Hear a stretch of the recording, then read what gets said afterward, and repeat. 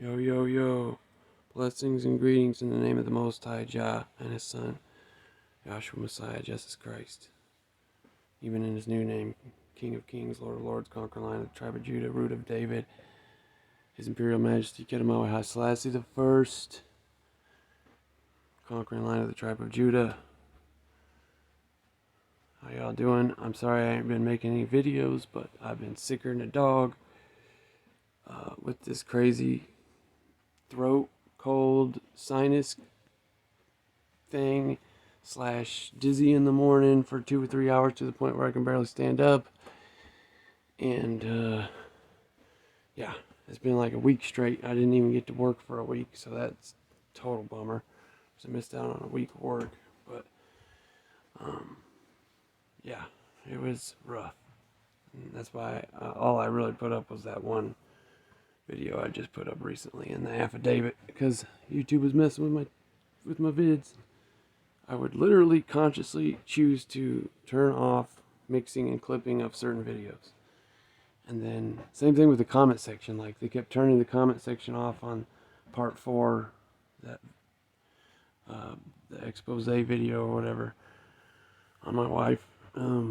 They just wanted to kept turning it off, and then they just kept trying to turn on clipping and everything. Anyways, this is just a video to say what's up, that I'm starting to feel better, and talk with y'all and just shoot the shit and reason with the eye, you know what I'm saying? So but we're gonna start it off with some music, of course, an appropriate song for the time that we live in. It's very true. And then if you really understand and understand the authority of true, real Rastafari reggae music and true Rastafari in general, not this inversion of Rastafari that's crept in unawares, basically, except for by a few people, which I've been shouting and warning Rastafari about it for 8 years now. They couldn't get rid of us, so they had to try to become us. The frauds, the agents. And I'm talking about UNICEF's involved, UNESCO, the City of Literature thing, like in Iowa City. We can talk about something I saw with my own eyes when I lived there. That had to do with Rastafari. But UNICEF and UNESCO go down to Jamaica and try to do some funny business. And I got, and my wife and I, New World Order Defier and I, we were supposed to really get into depth on that topic. And we never got to. But we did talk about it pretty well, which I will probably post those videos next. And because granted, what she turned it out being a complete, opposite of what I thought she was. She ended up being really like messed up, cold-hearted, and evil, and backwards, and demonic, and all that, right? Well, even that being so, the videos we made together were on point. And so I think I'm going to upload them onto this channel, because they're my videos too, because we did them together and I led the way on them. And I even chose most of the topics. She chose the Lily Endowment, and that was great. And she killed it on that with her notes. So, anyways, I don't know, modern day Judas, I think that's where I started with this rant, it's a great track. It's appropriate, fits the times for all these fraudulent people all around us. And they're famous people and not famous people that are involved with this cabal that loves to play games with the people who know what's going on. Who loves to. And before the internet, y'all, got so big, they had to do things like, actual monitoring and what's the word? Surveillance. That's the word I'm thinking of.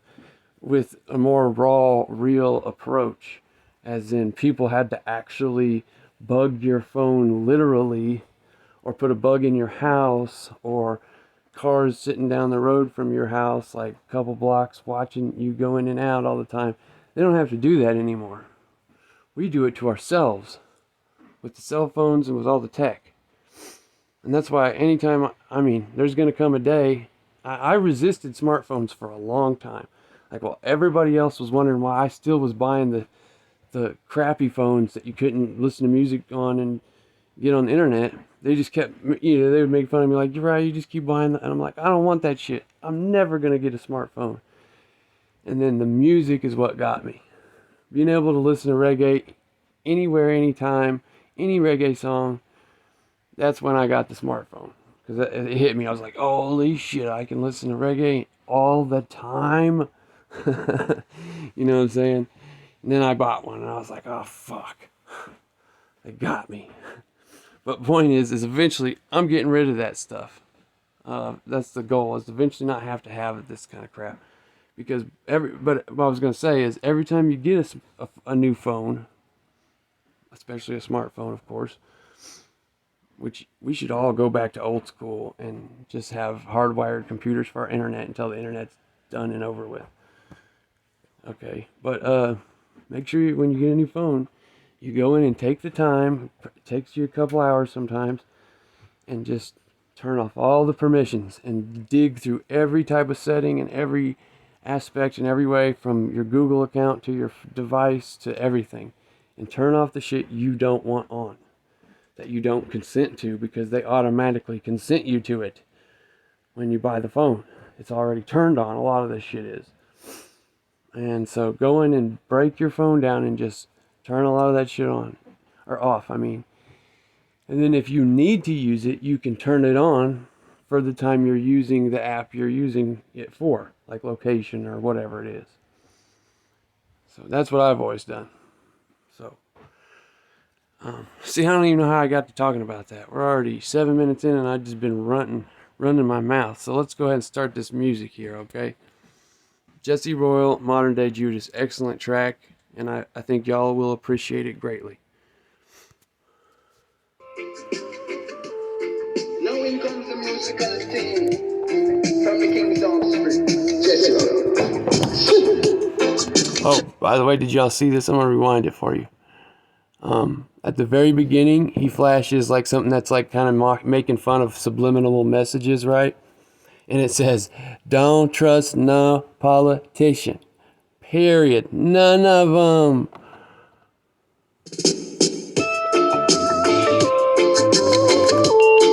Now in comes the musical theme from the King's Offspring, Jesse Royal.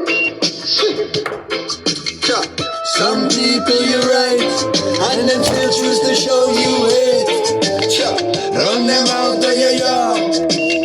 From them I play bad yo. Hey, them a backbiters, hypocritical to silence. We call them a modern day Judas, the spreaders of rumors. Oh, them a backbiters, hypocritical to silence. We call them modern day Judas, spreaders of rumors. Hey, so why should I be afraid of you when you bleed just like I do? The more you try to fight, that light keeps shining through. So I got no time for you, cause in a mind you wanna step in on my shoe. You wish you never leave a loo and feel so damn confused. How every day you wake you ache because you know you're fake, and every step you take I bring you closer to your grave. But I am like a column when I easily shake. The certain say I feel me none of who can't take. We guided by the master, defender of the faith, ordained to be great. Oh, them a backbiters, hypocritical to silence. We call them a modern day Judas, and spreaders of rumors. Oh, Them a backbiter, hypocritical to silence. We call them a modern day Judas, the spreaders of rumors. but your teeth and tongue gonna let you down. Reward reward for your work shall be profound. Or screw all you want and they burn it down. Me slew you like Goliath with a stone from a crown. Not even the walk that is against the wall of Babylon shall escape in these times. So to the wise, choose the right side, and down to the inner now your foolish pride. I said no weapon formed against I and I shall prosper, prosper. So tell me some force right and more God out disrespect and face disaster. Cause them a backbiters, hypocritical two-siders. We call them a modern day Judah, spreaders of rumors. Them a backbiters, hypocritical two-siders. We call them a modern day Judah, spreaders of rumors. But I'm undenied concoctions, you can't give me split when me never see a slew. You can't give me stew, not even cashews. And some say me paro, some say I never abuse. But I can't forget what I done to the Jews, and what his friends did to the tough ground too. All in the name of suppressing the truth. But I absolute me, them can't pollute. Cause them a backbiters, hypocritical two-siders. We call them a modern day Judas, spreaders of rumors. Oh, them a backbiters, hypocritical two-siders. We call them a modern day Judas, spreaders of rumors. Oh, them a backbiters, hypocritical two-siders. We call them modern day Judas, spreaders of rumors. Oh, them a backbiters, hypocritical two-siders. We call them modern day, modern day, modern day. And I don't trust no politician. They all lack vision. We the children of today are on a mission to fulfill the promise of tomorrow. Rastafari lead the way, care not what anyone says. Love, no one love, love. Yes, I. Modern day Judas, spreaders of rumor. Yes, I. That's how my wife got out of my marriage, without anybody holding her accountable for it. Is spread rumors and lies and deflect on her own dirty business. And that's how all these super narcissistic politicians and devils at the top do it too. It's the same thing. It's all deflection. My voice is still hoarse. See, by the way, guys, I know I suck at singing right now. Especially in last videos I've sung in. Some of it's okay, but I'm sorry that you got to endure that.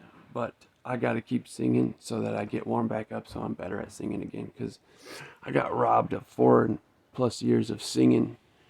And my wife and I should have been singing and writing songs together, regardless of our trials and tribulations. We should have been happy, but it was all an act.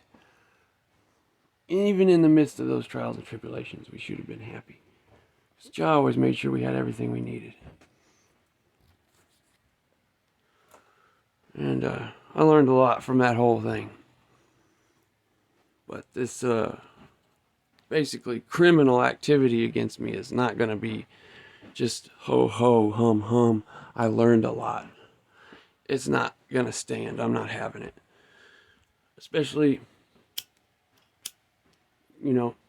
even with the agent stuff and everything else going on with that, like in the demonic stuff, like you don't just spend 4+ years with somebody and then, never talk to them again unless you were something like really evil, because every woman I've ever been with, that I've broken up with, me and them are cool.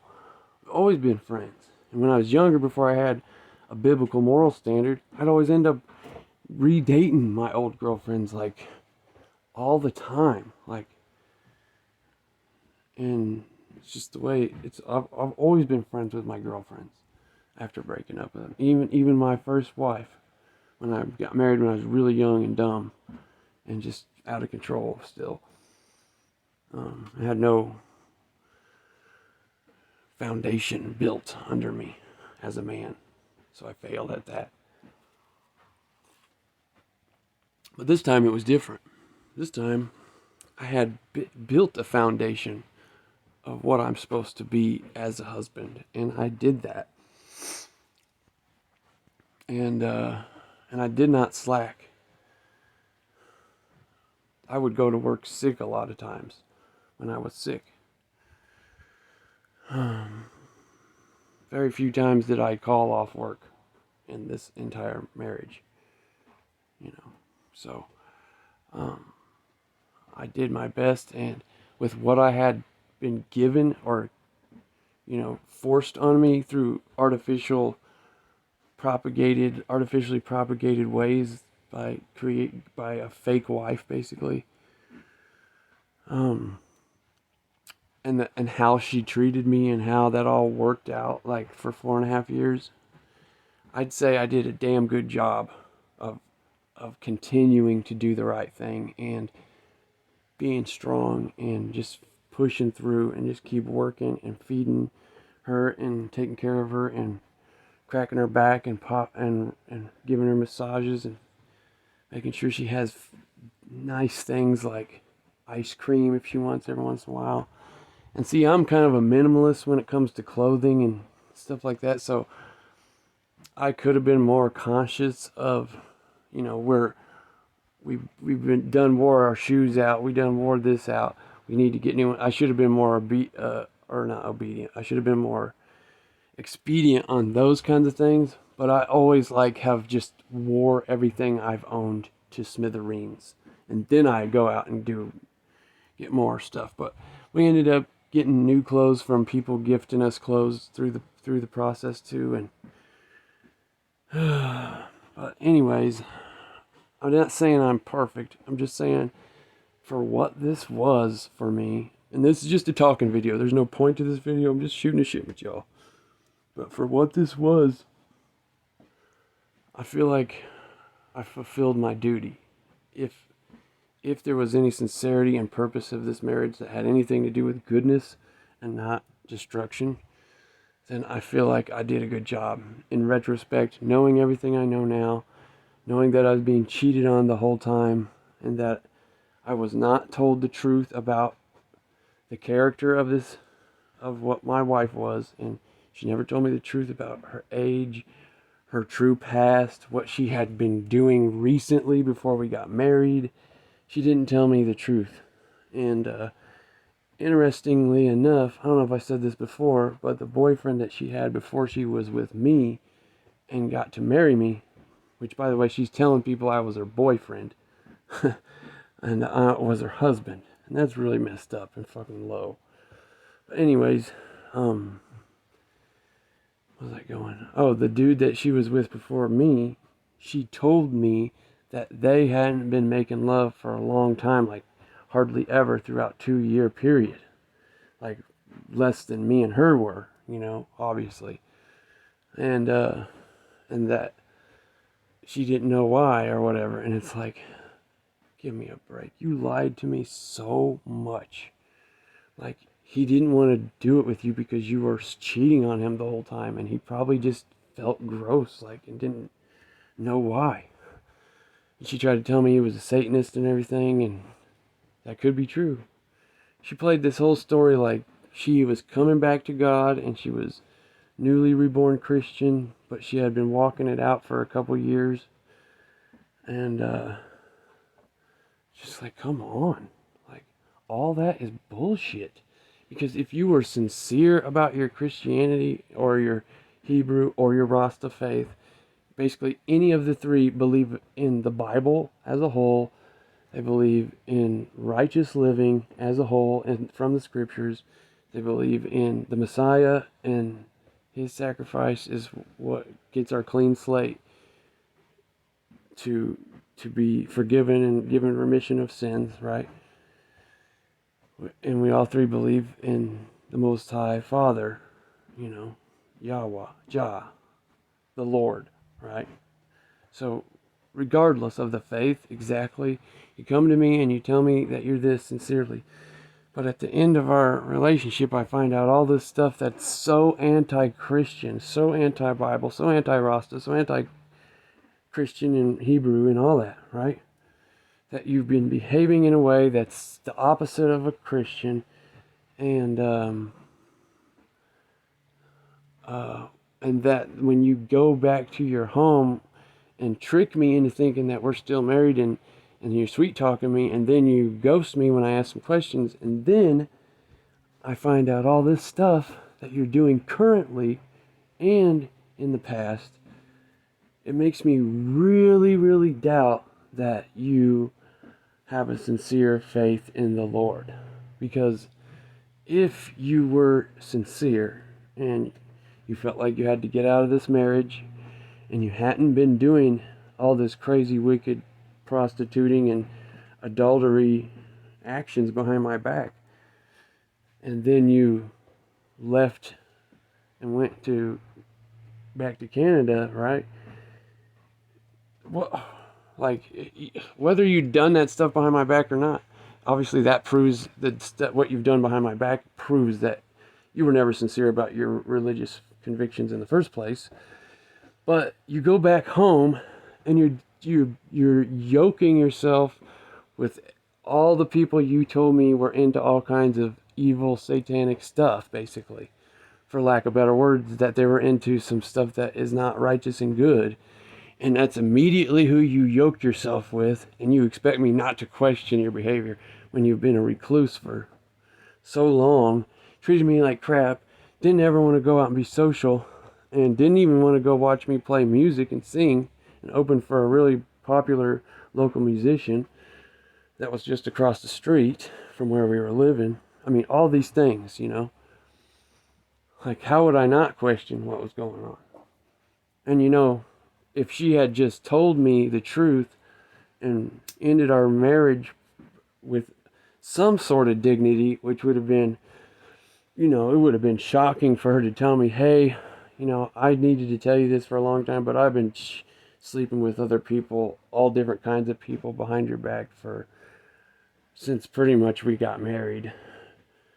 And, you know, that would have been a hell of a lot better to just hear it outright, give me closure, you know, and then I would understand why our marriage was the way it was the last couple years of it, why it was so fierce and full of hatred towards me in particular, because, you know, it's all an act. Anyways, the point is, I'm just rambling. The point is that you're not a real Christian even if you quote unquote escaped this marriage, which you are the one that wanted to hang on the longest anyway, which is weird, and you escape it, and I've just been such a horrible husband this whole time. Why would your behavior be to go into sexual immorality and a licentious living and the old lifestyle that you supposedly repented of, even though you never told me the whole story about what that actually was? See, that's not what Christians and Hebrews and Rastas do. They don't lie to people for 4 years and then dive into sin every chance they get and hide it from everybody, including the ones that they have covenant with, like the Most High and myself. Covenant with the Most High, covenant with me, and that covenant with me is before the Most High. So, interesting. And see, there's just all these things that pile up. And y'all, I never told you this, but the identification card, which was a driver's license that she came to America with, had her incorrect, false birthday printed on it. And I'm telling you, this thing looked like a legitimate, and I got pictures of it, I got proof of this, right? Looked like a legitimate, legally printed Canadian document. So you don't get legally printed, super flashy, legit, looks just like the real thing, is the real thing, printed by the institutions that print them legally, and get false information put on there, and it be just a coincidence.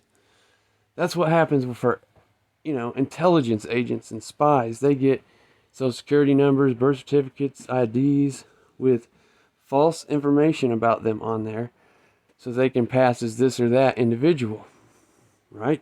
That's a fact. So point is this is just me shooting the shit and talking with y'all, telling you what's on my mind. And but I have prepared several folders of pictures of information and documentation that I will be presenting over the next couple weeks. And I'm going to have to make like a folder per video because there's a lot to look at. Okay, tons. And some of this stuff that we have to look at, I might do by invite only private viewing. So I can upload it on YouTube, set it to private, but if I give you the link, you will be able to view it. And that will be for the sake of New World Order Defier's loved ones and her family and friends that are not living this lifestyle that she has been caught up in, but are normal, regular folks, and they hopefully care enough about her to learn this information and then hold her accountable, or at least confront her about it, and tell her that this isn't about shame, it's not about defamation, it's not about slander, it's not about hurting her or making fun of her. This is about repentance. And that's like Now You See TV. I don't know if y'all know that channel, but I'm sub to them. They got good videos sometimes. Sometimes they got really good videos. Some of the videos I don't necessarily agree with everything they're saying. So, but anyways, they're a good channel. What I was going to say is they were just saying on a video I was watching last night that somebody asked somebody, what is the sign of a true prophet of the Most High? And the answer that the dude gave was, I think his name's Dave. I think the answer that Dave gave was that there has to be the preaching the message of repentance. And if they're not preaching repentance and they're just telling you things like this will happen over here and you will go here, and that's just not the whole picture, and that's reserved for very particular situations that can happen. But you can't just say to people, Jah said to meet me at this place at this time, and Jah didn't tell you that. You see what I'm saying? You can't do that. A lot of people do that kind of stuff for their own gain. But see, here's what I'm trying to say is I have nothing to gain here. I've lost my best friend who I love so dearly that I thought I knew, and I know I love the person that I thought I knew, even though that could be imaginary. And I know I'm best friends with the person that I thought I knew, even though that could be imaginary. Regardless of her hatred and anger and bitterness towards me, that was either built from her cheating on me the whole marriage, or it's because she's an actor and she was meant to be that way towards me, which is the latter, obviously. I love that individual. I love that woman that I thought I loved. And regardless of all the shit she threw at me, apart from the sexual black magic shit, right? Like, let's say I'm ignorant and we're talking about it, right? And I don't know that she's done all this stuff, like Nancy and Dale in King of the Hill. I'm like Dale, I just don't know, right? Like, she is my best friend. I love her to death. And I thought we believed all the same stuff. And I never understood why she was mean to me. And I would always say, I would just be like, look, what is this all about? I don't understand why you're always picking on me. You're always just belittling me and trying to demasculate me. Or emasculate, I think is the right word. Emasculate me. take me down a notch and just make me not feel like a leader and a husband like I am. Like, 'cause that's what I am, a naturally born leader. I've always have been. And why would you do that? Like, and why do you keep doing it? And you don't hear me crying about it. And like, you don't, because if you care and you love me, then you would do something about it, you know? Instead, she's asking me every time she goes out the door if she's dressed modestly enough. Like, she's trying to do that to get brownie points with me or something. But she can't just talk nicely to me. Like I told her 100 times, like, you dress modestly enough, you don't have to ask every time. I'm cool with whatever. Like, just as long as you're not dressed like a hooker. And it's funny, I always said that. Just don't dress like a hooker. Don't dress like Babylon girls. Dress like that for me, but not for the world. Shoot, you know what I'm saying, y'all? Like, fuck. And, yeah. I'm just ridiculous. This whole thing is just madness. And I'm still shocked. You know what I'm saying? Like, I wake up in the middle of the night out of a dead sleep, and it's like a nightmare. It's like, holy shit. This woman did this to me, and she did this with so many men, and also women, it seems like, too.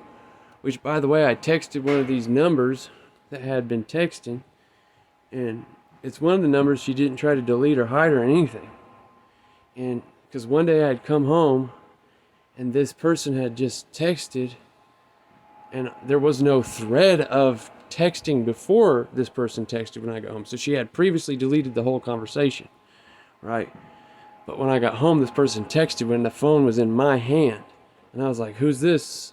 And I was like, this is Oriah, or I don't remember what I said. But needless to say, I didn't really think anything of it. I was like, oh, you got the wrong number, or I don't really know you, I don't remember you. But then, after she had left, and I'm at this point, like, I had just texted this number, like, last week, and I was like, I don't even remember what I said, y'all. I'm going to show it in the video so you'll get to see it, but I was just asking some questions, trying to find out some information, because I just figured, like, all these numbers that when they text me and I said, I don't know who it is, and New World Order Fire's like, I don't know who it is, when she's lying, though, right? So I text this dude back, and I say something about my wife, right? And he goes, you mean you're lesbian? That's what he said to me. And also, earlier in the conversation, he had said something about he met me, and he thought me was my wife, and that's what he thought he was talking to. He met her at a club in San Francisco. Okay, y'all? And I cannot recollect a time where that could have possibly have happened. And maybe it wasn't San Francisco, maybe it was somewhere else. But I'm pretty sure he said San Francisco. And I'm like, what the fuck? How did you do this? How did you go to a club without me knowing about it and either hook up with this dude or meet up with a girl that he thinks you're a lesbian with, or he thinks you're a lesbian because you hooked up with a girl? I don't fucking know, y'all. But I tried to pry more into that guy, and he wouldn't talk. He wouldn't talk anymore. I think he realized that I was the man of the relationship. He called my wife a lesbian, or he called me a lesbian. I don't fucking know. I don't know what is going on exactly.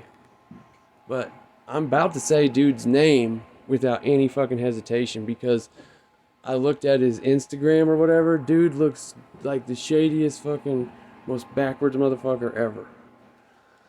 And it's part of this network, I believe. Like, and there was also this number that had texted. It looked like a spam sort of thing, where it was like, they sent like, your AT&T bill got paid. And it was a link, and I'm like, I don't pay AT&T for my phone bill. So I thought it was spam. I go back to it a couple nights ago. I think it was last night. And I text it and say, hey, what's up, blah, blah, blah. Say who I am. And they were like, I don't think New World Order defier would say tripping like you just say tripping, like you just said tripping. And they said, I don't think my friend New World Order defier, and of course they said my wife's name, not her channel name. And I was like, sure I would. I'd say tripping every once in a while. And I kept trying to pry a little bit. And I got a picture from him. Like saying, do you remember my name and this face? And I was like, sure I do. I didn't know what to say, but it was like a little boy. It was like a kid. Like he had to be like 14, 15 years old maybe. Maybe 16 or 17 if he's just got an extra baby face. See what I'm saying? Like I was like, what? And maybe that number that had spammed me, somebody else bought a new phone for that kid, and that's the number he got. Because this was like 6 months to a year ago that I got that text we're talking about with the fake AT&T thing. And I sent the kid a picture of the AT&T text because he's like, I don't remember ever talking to, or I sent the picture and he said, I don't remember ever texting that. So who knows, maybe it's just an innocent youngin'. But my concern at first was like, are you talking to youngsters like in this way? And I don't think that's the case. So thank God that doesn't seem like likely. The kid probably just got a new number, and he got the number that spam came from. Because they just cycle through all these phone numbers, right? They just give you whatever number they give you. So, anyways.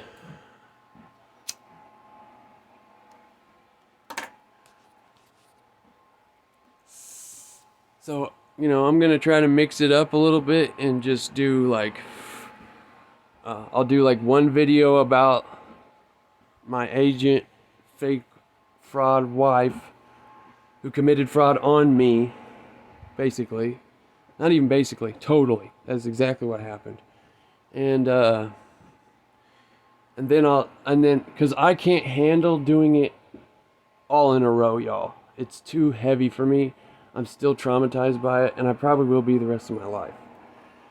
Like I said, I wake up in the middle of the night sometimes and just poured in sweat, and I start crying, and I start like hyperventilating because I'm like, it's not about, because that's never happened to me when I broke up with somebody. I would be sad and cry and mourn just like everybody else does. Maybe say or do some things that I regret because I'm upset, just like everybody else does. But this is another thing altogether, okay? And so I cannot bear it 99.9% of the time, all day, every day. I already did that for the past 2 or 3 weeks to get all this figured out as quick as possible. So I'm done with the constant talking about this. I got sick, so it gave me a nice little break from having to worry about doing anything like that at all. But I did do some looking around while I was sick. And there's just so much, man. Just so much.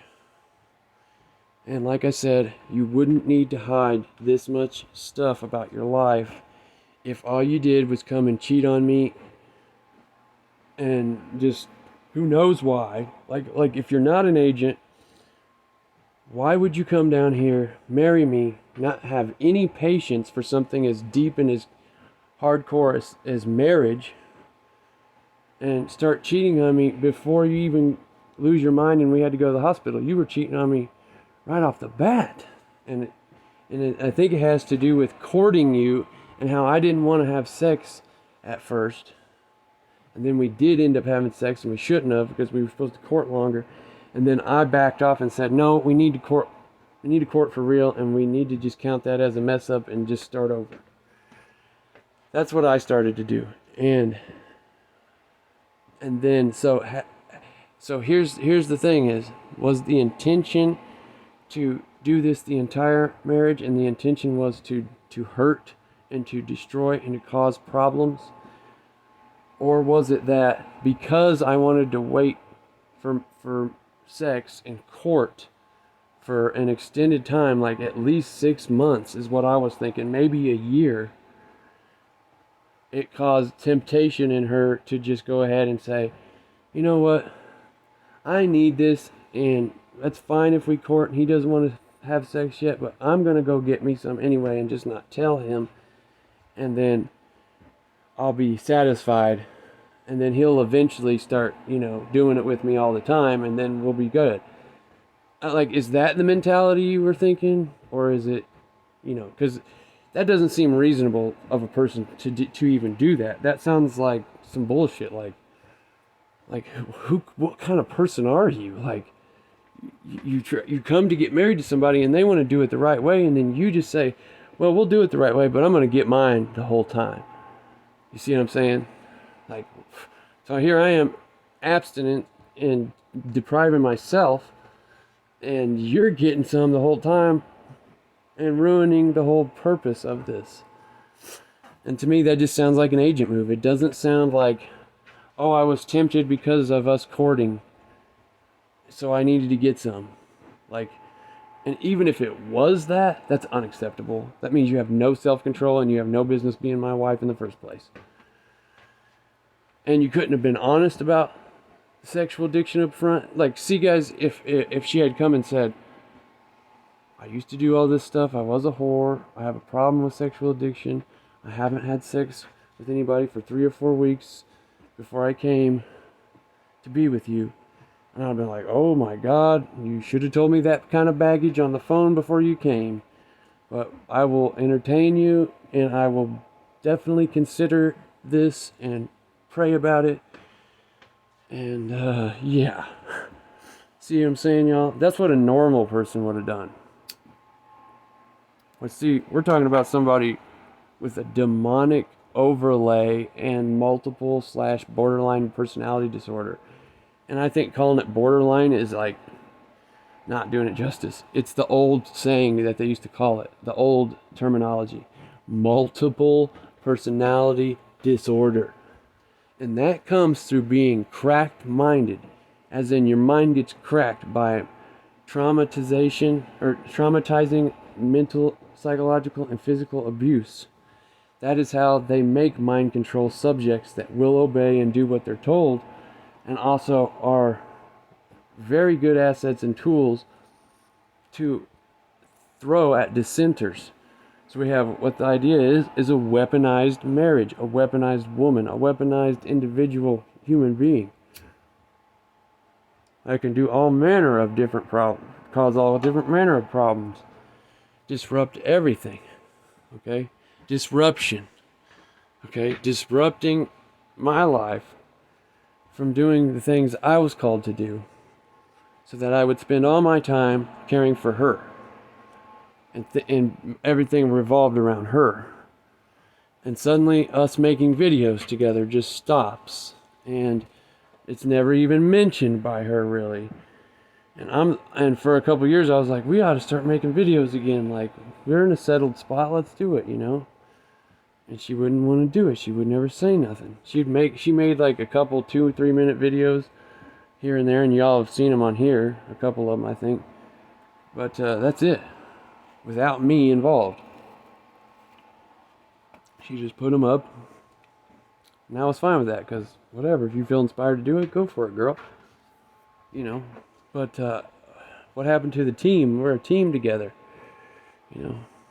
And see, the first part of this talk, where we go through all this information, I'm going to break it into parts like this. Actual physical, literal documentation. But then there's going to be testimony and story time, where I go through from the beginning to the end and tell you the testimony and story as if it's right out of the Bible, basically, to you guys. From the before she came, like how I met her and everything. When she came, how the demon came to be in her, and how I saw it with my own eyes, to the hospital visit and things that happened at the hospital visit, to after the hospital visit where we moved to California. We were only in California for 8 weeks, and then tell you that process and what happened there, and so on, all the way up till the end, right? because this is like it will read to y'all like a Hollywood movie. It is extreme madness. Like, it is out of this world, y'all. Most people, when her and I would meet somebody new and we were in a position where we're like, we need work, we need a place, we would tell people our story and what we just went through and how we almost got human trafficked and all this stuff. And people would just be like, you know what I mean? Like, they would be like that, or they would be like, oh, that sounds horrible. But they wouldn't believe us. They thought we were just bullshitting them. And I feel like that's what her family thought when we were telling them what was happening to us. They thought we were just bullshitting them. So we're going to talk about why all this crazy shit happened to us. It has to do with the demonic latching that is on her. Okay? The reason this stuff is so important, guys, is because you guys need to know that Satan is taking it to the next level, and he's actually going after individuals that will later be a threat to him in the future. I might only have 25 subs. My voice might not mean shit. And even if I did have, quote, 10,000 subs, I don't really think that none of that matters, or that Jah will be laughing at me, or that because I make a big deal out of something that I think is important or anything like that. Because I do what I believe I'm supposed to do for the Lord, for righteousness and truth. And this whole thing is not going to be naysayed. Okay?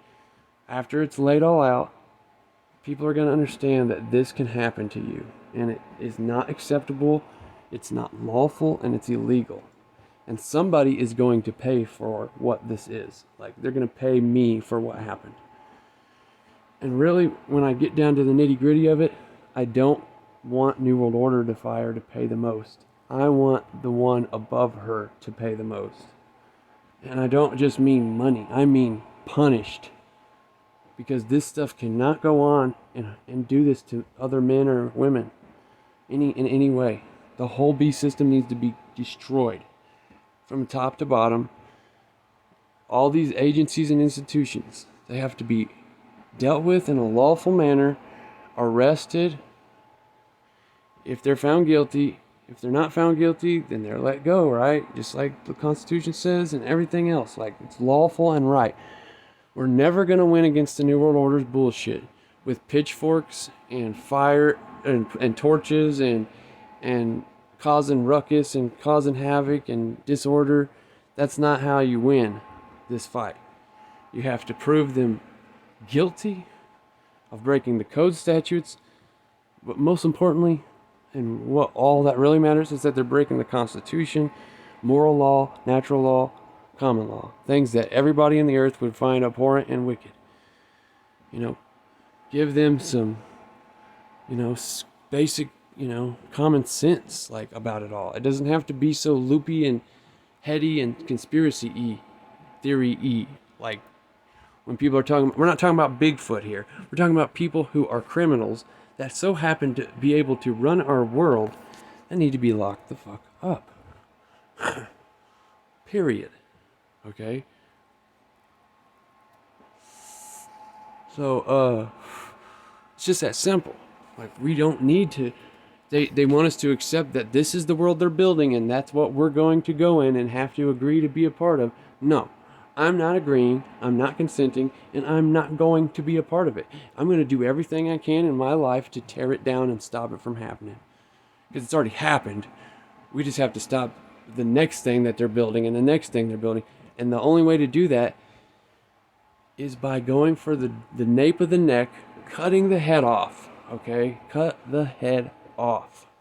And that means the people who run it need to be locked the fuck up. We'll never ever win this fight unless that's the case.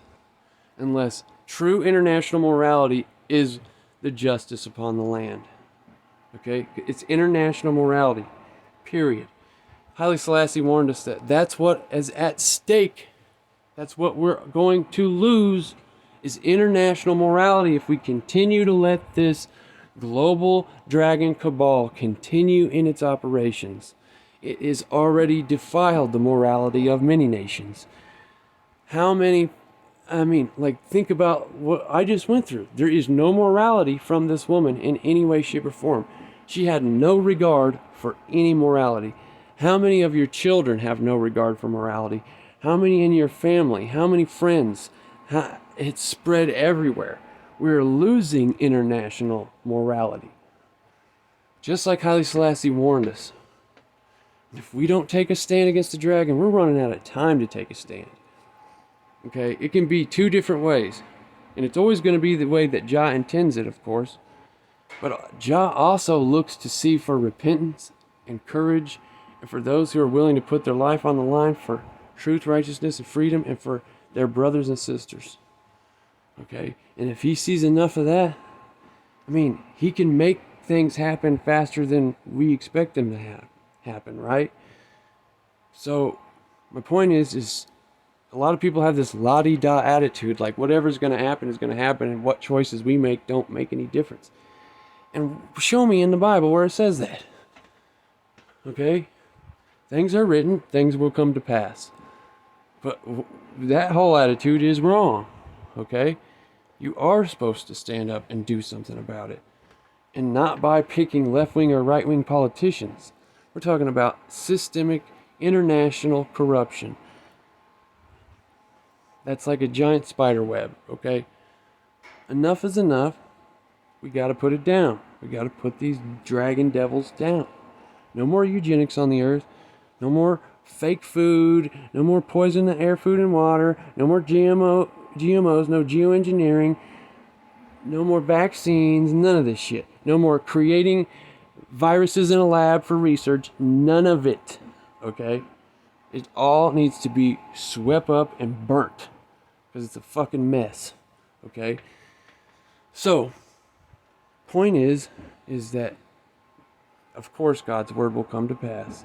But we are part of God's word. We live in it. We are in it, and it is in us. Okay? And Yahshua Messiah makes it very clear that we will judge these men with him. Okay? So, the dragon has been in operation, Satan has been building the dragon for almost 500 years now. He only had a little season, okay? At the 400-year mark is when the ears and eyes of the elect and righteous are opened to see the dragon for what it is, and the counterattack from the elect, wholesome and righteous, meek of the earth in Christ, begins. So, we are in 500 years. The faithful have already been putting swords in the dragon for 100 years. Okay? Bare minimum. We're at the end of the little season that the dragon is loosed. We had 1,000 years of peace because he was locked up. Then around the 1,200 to 1,300 year mark, so you got 1,000 years plus a little extra, 1,300 years in, the dragon is loose. And that's 1600s, 1550 to 1600s. Okay? So it probably was more like, 1525 to 1600 where the dragon is loosed and starts to do his business on the earth, disconnecting the Ethiopica's Tartary, breaking it down, turning one tribe against the other tribe, and so on. And that's how we are in this position like we are now. So, I'm running out of time here. Hope this video wasn't just pointless. I need to play another song real quick and see if we can, if I have time. Because I'm just talking with y'all. This is just shooting the shit, just talking, ranting. And the song I'm going to play is Midnight on the Broadcast. And we might go ahead and play this song again on the next video, because it is really important teaching in this song. So I won't get to talk about it on this video because I don't have enough time.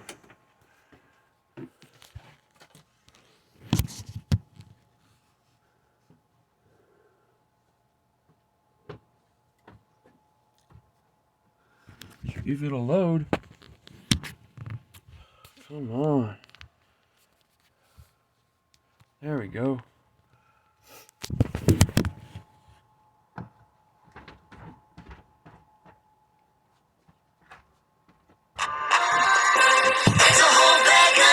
Bluetooth ready for connection.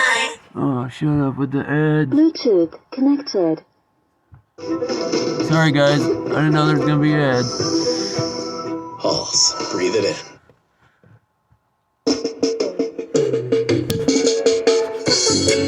Whoa, just a word of admonition. See, poverty and not nothing we mark and scan. When people are managed, we go on. Anything come for placement in your side of thorn. Feel much worse when the stress is on. So when the people resort to calm, them wonder everywhere in the sun. Especially when lion have to lay down with lamb. Careful, little child have to hold your hand. Hear me now, so not chuck it like a simple time. In a rush and an overstand. The ideal, the moral that the faith demands. Ain't nothing waving, no magic wand. Faith and work in a combination. Situation can change so fast. For who went from first to last? On the broadcast. It was on the broadcast. He what Rasta drum sing. Disturbance overload.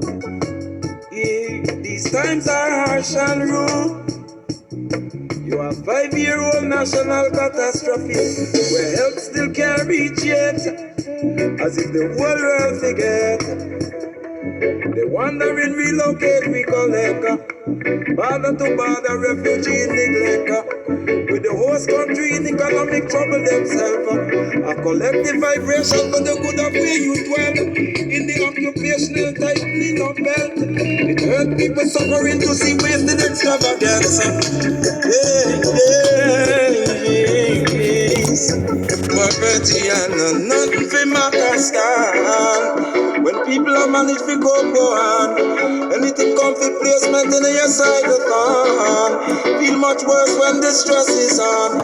So when the people resort to calm, them but that everywhere in the sun. Especially when lion have been laid down with lamb. Careful little child when you hold your hand. Yeah, my man, so not judge it like a simpleton. In a rush and in an overstand. The ideal moral that the faith demands. Ain't no waving, no magic wand. Faith and works in a combination. Situation can change so fast. From who went from last to first, from first to last. On the broadcast. On the broadcast. Don't visit your neighbor with food fat on your mountain famine. If after you only knock the door when dinner concluded, these are the measures of everyday love. The whole thing have been take and give. Yes, of course, it's still choice prerogative. Until desperate the measures bring different tidings. The cycle of preparation is enough. Diverse changes. Right now I'm blowing in the wind. It's more man we got. Wisdom of the King of Kings. Yeah. So, I mean, that song just, faith and works in a combination. The ideal moral that the faith demands is not waving no magic wand. Faith and works in a combination, because the situation can change so fast. From who went from first to last, or last to first on the broadcast. The last shall be first, and the first shall be last. You know that? Those who have been in last place and done right before the Lord and lived with faith and righteousness in their hearts, you will be first in this time that is coming now. I will be first. The meek will be first. Those who have done what's right in their marriages and been treated like dirt, you will be put first.